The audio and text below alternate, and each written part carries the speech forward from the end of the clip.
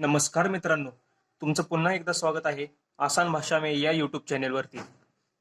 तर आज आपण टेस्टिंग ऑफ ट्रान्सफॉर्मर यातील दुसरी टेस्ट पाहणार आहे की ती आहे शॉर्ट सर्किट टेस्ट. मागच्या व्हिडिओमध्ये आपण ओपन सर्किट टेस्ट पाहिली होती. हा पूर्ण एक्सपेरिमेंटल सेटअप आहे शॉर्ट सर्किट टेस्टचा. ठीक आहे, तर यामध्ये जसं तुम्ही पाहू शकता ट्रान्सफॉर्मरच्या प्रायमरी साईडला आपण व्हेरिएबल व्होल्टेज आणि कॉन्स्टंट फ्रिक्वेन्सीचा सप्लाय प्रोव्हाइड करणार आहे. एक इथे एममीटर कनेक्ट केलेला आहे, इथे एक वॅटमीटर त्या सिरीजमध्ये कनेक्ट केलेला आहे आणि हाय व्होल्टेज वाइंडिंगच्या अक्रॉस एक व्होल्ट मीटर लावलेला आहे की जो त्याचं व्होल्टेज मेजर करणार आहे, शॉर्ट सर्किट व्होल्टेज. आणि लो व्होल्टेज साईड ही आपण शॉर्ट सर्किट केलेली आहे बाय अ थिक वायर. ठीक आहे, तर हा त्याचा एक्सपेरिमेंटल सेटअप आहे.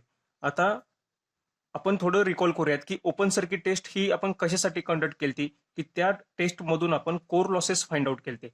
तर शॉर्ट सर्किट टेस्टमधून आपण फुल load copper losses find out करणार आहे. ठीक आहे, तर हे आपण कसे फाइंड आउट करणार आहे तर हे आपण त्याच्या प्रोसिजरमधून पाहूयात. की सुरुवातीला आपण काय करणार आहे की इथून एक व्हेरिएबल व्होल्टेज प्रोव्हाइड करणार आहे की जेणेकरून लो व्होल्टेज वाइंडिंग मधून आपलं शॉर्ट सर्किट करंट म्हणजे रेटेड करंट तो फ्लो होणार आहे. या शॉर्ट सर्किट मधून आपला रेटेड करंट फ्लो होणार आहे. त्यासाठी आपण इकडून व्होल्टेज अप्लाय करणार आहे, प्रायमरी व्होल्टेज. तर हे जनरली व्होल्टेज जे रेटेड व्होल्टेज असतं ट्रान्सफॉर्मरचं, म्हणजे ट्रान्सफॉर्मर ज्या रेटेड व्होल्टेजला डिझाईन केलेला असतो त्याच्या 8 to 10% असतं. ठीक आहे, म्हणजे जर ट्रान्सफॉर्मरचं हाय व्होल्टेज जर 100 व्होल्ट असेल, शॉर्ट सर्किट व्होल्टेज जे आपण व्होल्टेज अप्लाय करणार आहे ते अप्रॉक्सिमेटली 8 to 10 व्होल्ट एवढंच असणार आहे. आणि हे व्होल्टेज जे आपण प्रोव्हाइड करतोय ते कमी असल्यामुळे आपल्या या टेस्टमध्ये होणारे जे कोर लॉसेस आहेत की जे व्होल्टेजवर डिपेंड होते ते कमी होणार आहेत, त्यामुळे ते आपण निग्लेक्ट करणार आहे. त्यामुळं या टेस्टमध्ये कोर लॉसेस हे निग्लेक्ट केले जातात आणि आपण इथून रेटेड करंट फ्लो करतोय. ही सेकंडरी साईड शॉर्ट सर्किट केल्यामुळे रेटेड करंट फ्लो होणार आहे तो मेजर करायचं काम हा एमिटर करणार आहे. आणि त्यामुळं या टेस्टमध्ये आपण फुल load copper losses find out करणार आहे. ठीक आहे, आणि हा खूप महत्वाचा मुद्दा आहे की ही टेस्ट फाइंड आउट करताना ही टेस्ट कॅरीड आउट करण्यासाठी आपल्याला रेटेड करंट फ्लो करायचा आहे. ओपन सर्किट टेस्टमध्ये आपण रेटेड व्होल्टेज आणि रेटेड फ्रिक्वेन्सीला ती टेस्ट आपण कंडक्ट केली, पण ही टेस्ट कंडक्ट करताना ही टेस्ट कॅरीड आउट करण्यासाठी आपल्याला रेटेड करंट ही कंडिशन आपल्याला महत्वाची आहे आणि रेटेड करंट आपल्याला फ्लो करायचा आहे. आता ही टेस्ट आपण तुम्ही पाहू शकता एक्सपेरिमेंटल सेटअपमध्ये ही टेस्ट आपण हाय व्होल्टेज साईडला कंडक्ट केलेली आहे आणि लो व्होल्टेज साईड ही शॉर्ट सर्किट केलेली आहे बाय अ थिक वायर. आपण थिक वायर यासाठी यूज केली की त्याचा रेजिस्टन्स कमी असतो. ठीक आहे, तर आपण ही टेस्ट हाय व्होल्टेज साईडला कंडक्ट केली. आता ही टेस्ट हाय व्होल्टेज साईडलाच का कंडक्ट करायची, ही टेस्ट लोअर व्होल्टेज साईडला पण का नाही कंडक्ट केली, कारण हाय व्होल्टेज साईडला जो करंट असतो, रेटेड करंट असतो जो हाय व्होल्टेज साईडला असतो तो कमी असतो as compare to low voltage side. आपण जर लो व्होल्टेज साईडला जर कंडक्ट केली तर इकडं या साईडने जो करंट जाणार आहे प्रायमरीच्या साईडने तर तो जास्त असणार आहे as compare to high voltage side. त्यामुळं हाय व्होल्टेज साईडला जर करंट कमी असेल तर आपण तेच प्रेफर करणार as compare to low voltage side. त्यामुळे ही टेस्ट हाय व्होल्टेज साईडला केली जाते. आणि यामध्ये जे वापरणारे आपण इक्विपमेंट वापरलेले आहेत, हाय व्होल्टेज साईडला जे आपण डिव्हाइसेस यूज केलेले आहेत म्हणजे एममीटर आहे, वॅटमीटर आहे, हे जे डिव्हाइसेस आहेत त्यासाठी लो करंट रेटिंग आपण यूज करू शकतो instead of high current rating. त्यामुळे ही टेस्ट हाय व्होल्टेज साईडला कॅरीड आउट केली जाते आणि लो व्होल्टेज साईड ही शॉर्ट सर्किट केली जाते बाय अ थिक वायर. हे इम्पॉर्टंट आहे, यावरती प्रश्न विचारला जाऊ शकतो. आता या टेस्ट मधून आपण काय काय फाइंड करणार आहे ते आपण पाहणार आहे. तर या टेस्टमध्ये आपण सुरुवातीला जसं सांगितलं की ही test full load copper losses find out करण्यासाठी वापरली जाते. आता कॉपर लॉसेस म्हणजे नक्की काय की हे ट्रान्सफॉर्मरची जी वाइंडिंग असते त्या वाइंडिंग मध्ये होणारे लॉसेस असतात की जे करंटच्या व्हेरिएशनमुळे लॉसेस होतात. ठीक आहे, तर ते कॉपर लॉसेस असतात. तर आता सुरुवातीला आपण या टेस्टमधून मॅथमॅटिकली आपण काय फाइंड आउट करतो, आर इक्विव्हॅलंट. आर इक्विव्हॅलंट म्हणजे काय, equivalent resistance of a winding. X equivalent म्हणजे equivalent reactance of the winding. हे दोन पॅरामीटर्स आपण फाइंड आउट करणार आहे. ह्यालाच सिरीज ब्रांच पॅरामीटर्स सुद्धा म्हणतात आणि यावरून आपण व्होल्टेज रेग्युलेशन फाइंड आउट करतो. हे इलेक्ट्रिकलच्या स्टुडंट्सला खूप जास्त वेळा विचारला जातो पेपरमध्ये, व्होल्टेज रेग्युलेशन. तर ते आर इक्विव्हॅलंट आणि एक्स इक्विव्हॅलंट यावरून फाइंड आउट केले जातं आणि हे सिरीज ब्रांच पॅरामीटर्स आहेत. ठीक आहे, आता एक्सपेरिमेंट वरून आपण कसं फाइंड आउट करतो तर हा जो पीएससी जो आहे म्हणजे ही आपल्याला जी power full load input power जी दाखवणार आहे तर ही पूर्णपणे फुल लोड कॉपर लॉसेस असतात.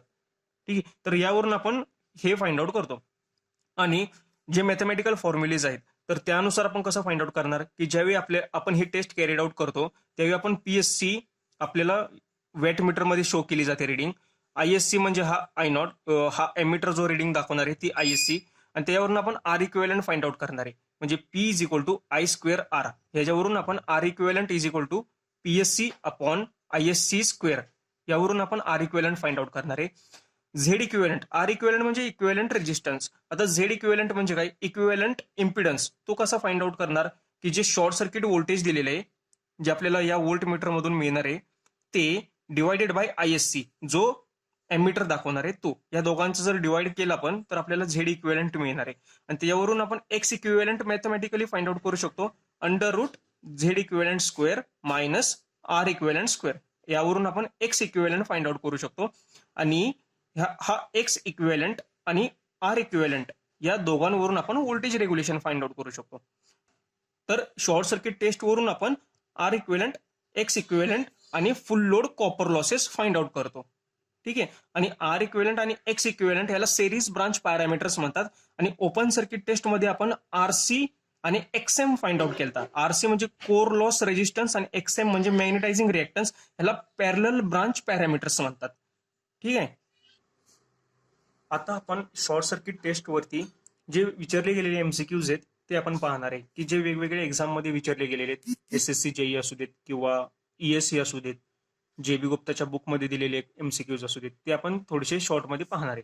तर पहिला एमसीक्यू काय, during short circuit test core losses are negligible. This is because option 1 voltage applied across high voltage side is a fraction of its rated current. Second, current on LV side is very small. Third, power factor is high. And fourth, iron fully saturated. तर आपण जसं explain करताना मी सांगितलं की core losses आपण का negligible करतो. Core losses हे मोस्टली फंक्शन असतात व्होल्टेज आणि फ्रिक्वेन्सीचं. ठीक आहे, तर कोर लॉसेस हे डिपेंड आहेत व्होल्टेज आणि फ्रिक्वेन्सीवर. तर शॉर्ट सर्किट टेस्टमध्ये आपण ऑलरेडी अप्लाइड करताना जे व्होल्टेज आहे ते 8 to 10% घेतलेलं. 8 to 10% आपण हे व्होल्टेज, रेटेड व्होल्टेज अप्लाय केलं. त्यामुळं की ऑलरेडी जर व्होल्टेज आपण कमी अप्लाय केले त्यामुळे कोर लॉसेस सुद्धा निग्लिजिबल असतात, कारण की अप्लाइड व्होल्टेज हेच कमी आहे आपलं. ठीक आहे, त्यामुळे ऑप्शन ए हे करेक्ट आन्सर आहे याचा, ऑप्शन ए. आता second MCQ, short circuit test conducted on which winding. Option A low voltage winding, B high voltage winding, C tertiary winding, D all of the above. आता short circuit test ही conduct आपण generally high voltage वाइंडिंगला करतो. High voltage वाइंडिंगला का, की high voltage साईडचा जो rated current असतो तो कमी असतो. इन्स्टेड जर लो व्होल्टेज वाइंडिंगला केली तर तिकडचा जो रेटेड करंट असणार आहे तो हाय व्होल्टेज वाइंडिंग पेक्षा जास्त असणार आहे. त्यामुळे इकडे आपण मोस्टली करत नाही, आपण हाय व्होल्टेज वाइंडिंगला शॉर्ट सर्किट टेस्ट कंडक्ट करतो आणि लो व्होल्टेज वाइंडिंग ही शॉर्ट सर्किट करतो. हे दोन इम्पॉर्टंट आहेत, हे लक्षात ठेवा. त्यामुळे ह्याचा आन्सर आहे ऑप्शन बी. आता तिसरा, parallel branch elements can be found out in single phase transformer by conducting. आपल्याला parallel branch elements find out करायचे. पॅरलल ब्रांच एलिमेंट्स म्हणजे कोणते, की जसं इक्विव्हॅलंट सर्किटमध्ये तुम्ही पाहिलं ओपन सर्किट टेस्टच्या की आरसी आणि एक्सएम हे दोन पॅरामीटर्स आपण फाइंड आउट केले होते. तर आरसी आणि एक्सएम, आरसी म्हणजे काय, कोर लॉस रेजिस्टन्स, आणि एक्सएम म्हणजे मॅग्नेटायझिंग रिएक्टन्स, या दोघांना पॅरलल ब्रांच एलिमेंट्स म्हणतात. तर हे दोन फाइंड आउट करण्यासाठी आपण ओपन सर्किट टेस्ट यूज करतो. आणि शॉर्ट सर्किट टेस्ट हे आर इक्विव्हॅलंट आणि एक्स इक्विव्हॅलंट की ज्याला सेरीज ब्रांच पॅरामीटर्स म्हणतात, तर ते फाइंड आउट करण्यासाठी आपण short circuit test carry out करतो. तर याचा आन्सर आहे option B, open circuit test. तर हे 3 एमसीक्यूज आपल्याला विचारले गेलेले आहेत. तर जर हा व्हिडिओ आवडला असेल तर लाईक करा, शेअर करा, आणि काही प्रॉब्लेम असतील तर कमेंट करा. थँक्यू.